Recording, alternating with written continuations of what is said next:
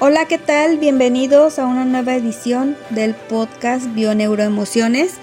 En esta ocasión tenemos dos invitados de lujo.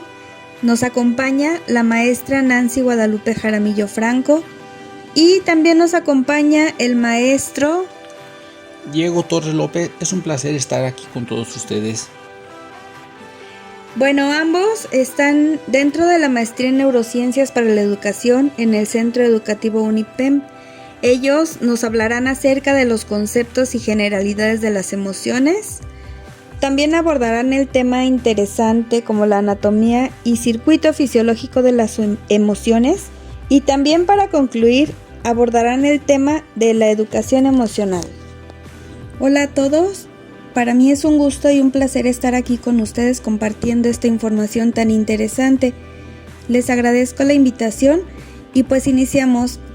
Es importante mencionar que el cerebro humano es el órgano que genera, interpreta e integra emociones. 80,000 millones de neuronas que tenemos. No todas se encuentran involucradas con procesos emotivos, pero sí muchas de ellas. El cerebro tiene módulos específicos para iniciar, entender, categorizar, memorizar y atender a una emoción. Las emociones tienen un papel fundamental en la vida. Con ellas identificamos detonantes para actuar rápidamente ante un estímulo, amplifican la memoria, modifican el estado de alerta y generan conductas para motivar la atención y la comprensión social de nuestro estado de ánimo. Las emociones son estados afectivos y automáticos que se experimentan a través de cambios fisiológicos, cognitivos y conductuales. Sirven para hacernos más adaptables al entorno que experimentamos. Bueno, pues también es importante mencionar que los sentimientos son la toma de conciencia de esas emociones etiquetadas. Sirven para expresar de forma más racional nuestro estado anímico. Son los pensamientos que tenemos sobre las emociones, la parte que procesamos conscientemente. Con este término se hace referencia a una predisposición relativamente estable ligada a factores biológicos que determinan los parámetros habituales de respuestas emocionales de cada individuo. Es, por decirlo de alguna manera, la constitución particular de los sistemas orgánicos vinculados a las emociones con que cada uno venimos de serie. La bioneuroemoción tiene sus fundamentos en múltiples disciplinas, principalmente del psicoanálisis, la psicogeneología, la programación neurolingüística, la epigenética conductual, la biología, entre otras.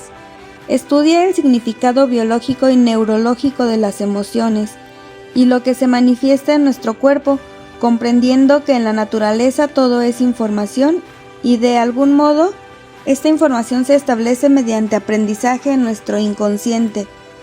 Entiende el cuerpo no como un fin en sí mismo, sino como un perfecto medio de comunicación entre la persona, su conciencia y el entorno. Ya no es tan importante lo que nos pasa, sino cómo lo percibimos y la reacción emocional que esto genera. Bueno, también cabe señalar, como dato importante, Albert Ellis en 1977 consideraba que los problemas conductuales y emocionales podrían tener su génesis a partir de sus tres fuentes, la del pensamiento, la emocional y la conductual. También trabaja con 11 creencias irracionales que nos sumergen en la tiranía de los tengo que y los debería, que denotan que hacemos cosas por obligación y sin querer hacerlas, lo que nos produce emociones negativas e incide negativamente en nuestro rendimiento académico, laboral, en el ámbito familiar o social. En educación es muy importante identificar el bloqueo emocional o el caos del alumnado, producido entre otras cosas por algunas de esas creencias irracionales que afectan en el rendimiento académico y la conducta de los estudiantes, porque pueden generar no solamente trastornos del aprendizaje no orgánicos, sino además generar problemas conductuales como bullying, deserción, depresión, etc. Es necesario conocer su historia de vida, porque ahí se detectan las situaciones desencadenantes de tales conductas. Identificar el contexto familiar y sociocultural en el cual se ha desarrollado el estudiante permite comprender los problemas que generan ese bajo rendimiento escolar o problemas conductuales. Da luz sobre la conexión entre las emociones que se manifiestan y el origen. Aprender y reaprender es básico en el proceso, sobre todo porque es la forma más óptima de un aprendizaje consciente, desde el inconsciente y gestiona las emociones. Así es. Bueno, pues las funciones de las emociones, es importante decir que actualmente se está de acuerdo en considerar que las emociones constituyen una serie de mecanismos corporales desarrollados durante la historia evolutiva de los organismos, que es la filogenia, susceptibles de modificarse, al menos en parte, mediante el aprendizaje y la experiencia, que sería la ontogenia, y cuyo principal objetivo es aumentar la homeostasis, la supervivencia y el bienestar del organismo. Las funciones de las emociones, según Reeve, son adaptativa, social y motivacional. Las adaptativas preparan al organismo para la acción, las sociales comunican nuestro estado emocional y las motivacionales mueven la acción. Ahora veamos, es importante mencionar los componentes de las emociones. Y bueno, son estados complejos del organismo, respuestas globales en las que intervienen distintos componentes, según Kolb en 2005.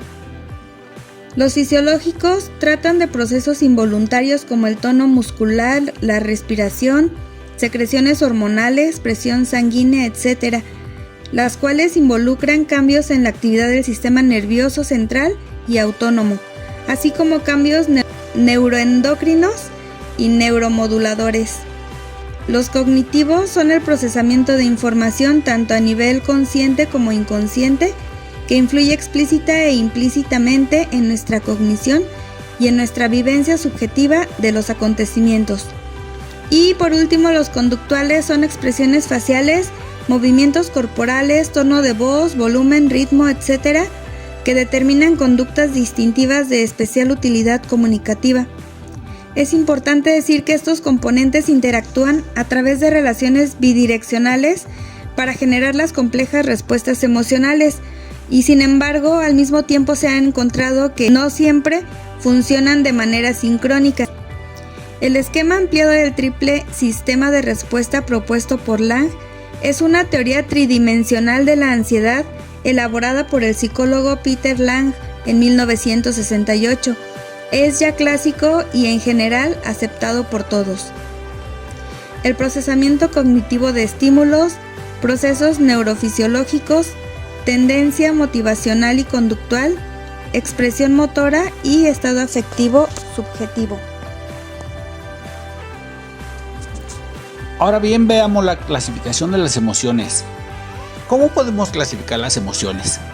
Aunque no existe un consenso general sobre la clasificación de las distintas emociones, podemos distinguir una serie de dimensiones a partir de las cuales estructuran la gran variedad de experiencias que se catalogan como tales. El tono o polaridad hace referencia a la vinculación de la respuesta emocional con sensaciones que se mueven en un continuo de placer, desagrado. La intensidad. Se considera que todas las emociones son de cierta intensidad, aunque esta puede verse modulada por la combinación de las valoraciones primarias, es decir, positivas, negativas o irrelevantes, para que los objetivos personales, y las secundarias, estimación de los recursos de los que se dispone para afrontar la situación. La siguiente es la duración. Las emociones tienen una duración reducida, con una ventana temporal que va desde los segundos a unos cuantos minutos, en forma de estados de ánimo como éstas se prolongan más en el tiempo. De esta manera se instauró una nueva diferenciación en las emociones, que son las primarias. Una de las generalmente se cuentan que son 6: la alegría, la tristeza, la ira, miedo, asco y sorpresa. Serían emociones independientes de la cultura, con una organización más innata en las que existe una continuidad filogenética entre los tipos de estímulos que las provocan y los tipos de comportamientos con los que se asocian. Las secundarias serían las socioculturales. Dentro de esta categoría podríamos encuadrar una experiencia como la culpa, el orgullo, la vergüenza, la felicidad o el amor, las cuales se hipotetiza podrían ser el resultado de fusiones entre las emociones primarias. la anatomía y el circuito fisiológico de las emociones. Ya en la década de los 70, Paul MacLean, en un intento por explicar los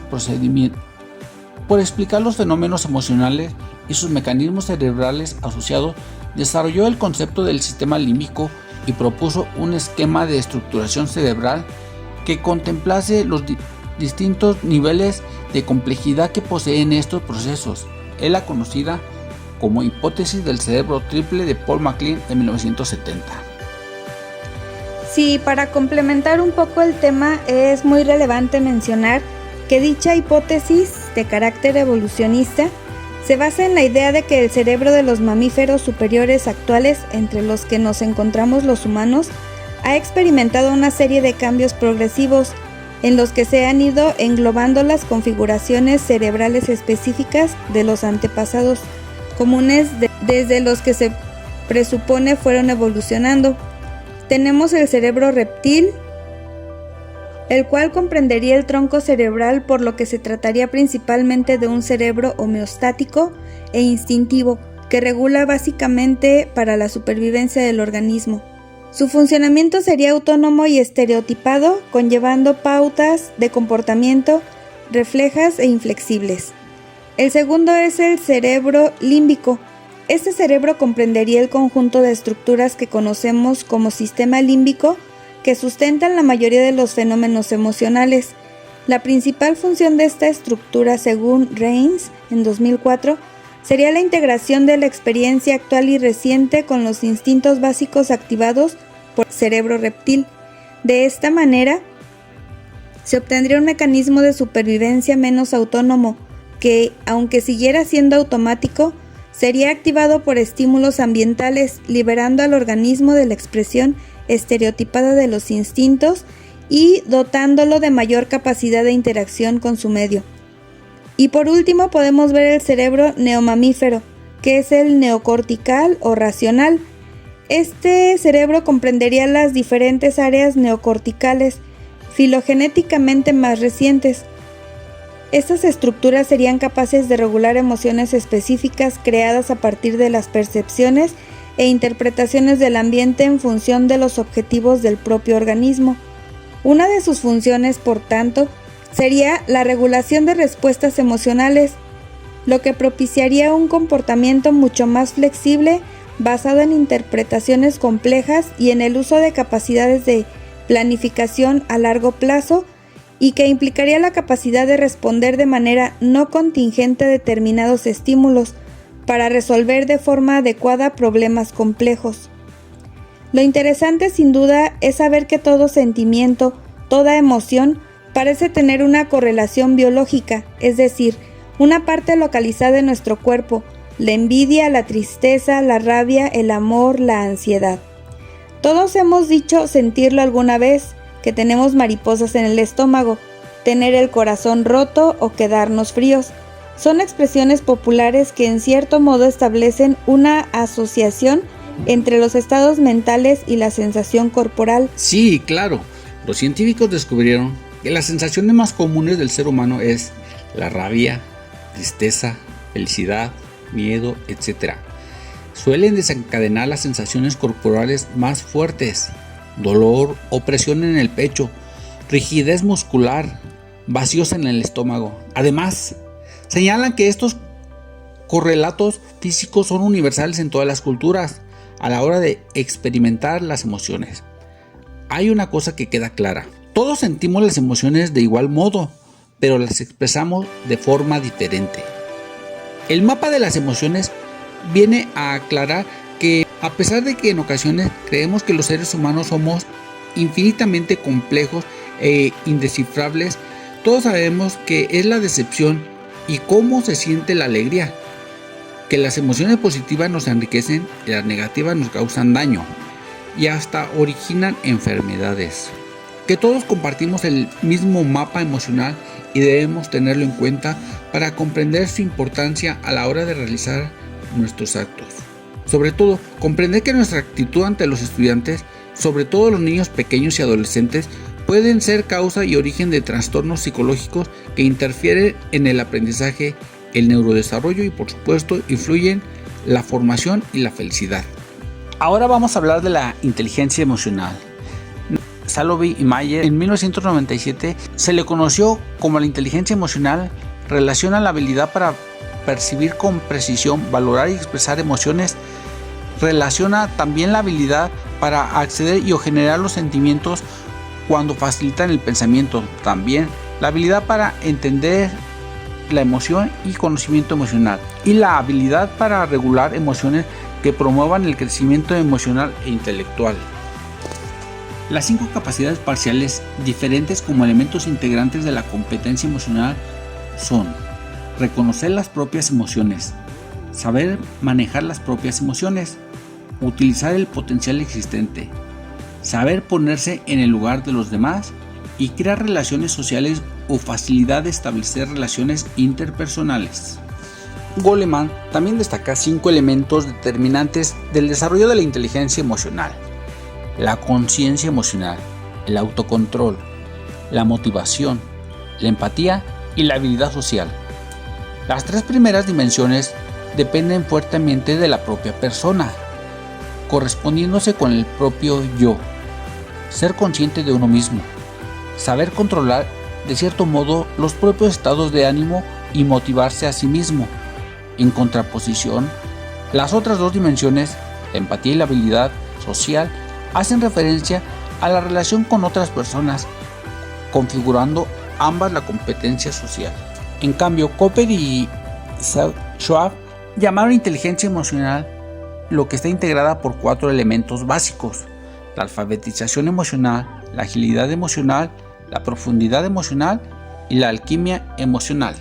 Sí, es muy interesante lo que nos comentas, y también es importante mencionar que Gallego en el año de 1999 la inteligencia emocional la destaca como una serie de habilidades en su teoría de inteligencia emocional y la divide en 3 ámbitos: las habilidades emocionales, las habilidades cognitivas y las habilidades conductuales. La educación emocional surge como una respuesta educativa a una serie de necesidades que se dan en la sociedad actual, como es la ansiedad, la depresión, problemas de disciplina, violencia, drogadicción, trastornos de la alimentación, etc. La importancia del control y la regulación de las emociones surge también de la necesidad que tiene el ser humano de no dejarse llevar por los impulsos emocionales, ya que de lo contrario tendría consecuencias muy negativas, tanto a nivel personal como social. Además, todas las personas necesitan sentirse seguras emocionalmente, es decir, tener sentimientos de bienestar y estabilidad emocional. También cabe señalar que el factor emocional se considera como un elemento muy importante en la prevención y o desarrollo de algunas enfermedades. Se está demostrando que emociones negativas como la ira, el miedo, el estrés, la depresión tienen un efecto directo sobre la salud. Eso lo mencionó Perea en 2002. Ahora hablemos de la autoconciencia. Es llegar a combinar el pensamiento y la emoción. Comienza en edades muy tempranas y parece que puede desarrollarse debido al poder de la imaginación, que permite experimentar estados emocionales ficticios o situarlos en personajes inventados, reuniendo gran cantidad de experiencia sobre lo emocional. Esto lo dijo Harris en 1992. Para conseguir una adecuada educación emocional, hay cierta unanimidad en que los 5 factores, habilidades o competencias que conforman la inteligencia emocional según Goleman en 1995 deben ser fomentadas y desarrolladas lo más intensamente posible y desde la más temprana adolescencia según Brocker y Brown en 1997. Sería la conciencia emocional, autocontrol o regulación de las emociones, la motivación, la empatía y la habilidad social. Goleman dio una gran importancia a la conciencia emocional, ya que constituye una competencia personal que determina el modo en que el sujeto se relaciona consigo mismo y a la vez está influida por el factor social. Todas las experiencias personales vividas, observadas o imaginadas pasarán a formar parte del conocimiento previo del sujeto y acumuladas le ayudarán a interpretar el entorno con su memoria personal e influirán en sus emociones. Es importante destacar el desarrollo de la educación emocional. Esto se da en la escuela a través de todos los agentes implicados, los profesores, tutores, orientadores, etc. Contribuye a configurar la personalidad del individuo, puesto que los alumnos pasan mucho tiempo en ella. Y veamos que para las personas en el siglo XX se esperaba que el coeficiente intelectual era muy elevado para las personas, pero ahora en el siglo XXI se busca que las personas tengan la inteligencia emocional más elevado, a diferencia del siglo pasado. Algunas claves para ayudar en la escuela al niño a que contribuya en un concepto de sí mismo más favorable es que los profesores enseñen a los niños poniéndolos como modelos, a alabarse a sí mismos, ayudar a los niños a ser realistas en sus objetivos y en la evaluación de sí mismos, tratar de que el niño controle su propia conducta, enseñar a los niños a alabar a los demás y a recibir alabanzas de los demás. Se deduce que la educación no puede reducirse solo a lo puramente académico, sino que ha de abarcar otras dimensiones: cognitiva, afectivo, emocional y moral. Bueno, pues así como lo menciona mi compañero, esto es para que se potencie el sano equilibrio entre los aspectos de la persona, que son mente, cuerpo, relación social, y se dé la oportunidad de conocer y expresar en lo posible las distintas potencialidades que cada persona posee. Es decir, el proceso de aprendizaje no debe hacer referencia solo a los contenidos culturales y científicos, sino que debe ser el marco de referencia obligado para el desarrollo integral del alumno. Como conclusiones podemos decir que las emociones están implicadas en todos los ámbitos que componen el entorno del ser humano. Por eso es eficaz su conocimiento en el ámbito de la salud, la educación, el ámbito social, cultural, familiar, empresarial, entre otros. Bueno, pues también para concluir se les recomienda desarrollar una mente consciente que les permita vivir experiencias positivas que abran su mente a diferentes e infinitas posibilidades de transformar su entorno y su diario vivir al comprender las experiencias y gestionar las emociones, logrando un equilibrio y un bienestar. Hazte responsable de tu bienestar. Gracias por escucharnos y hasta la próxima. Saludos y hasta la próxima.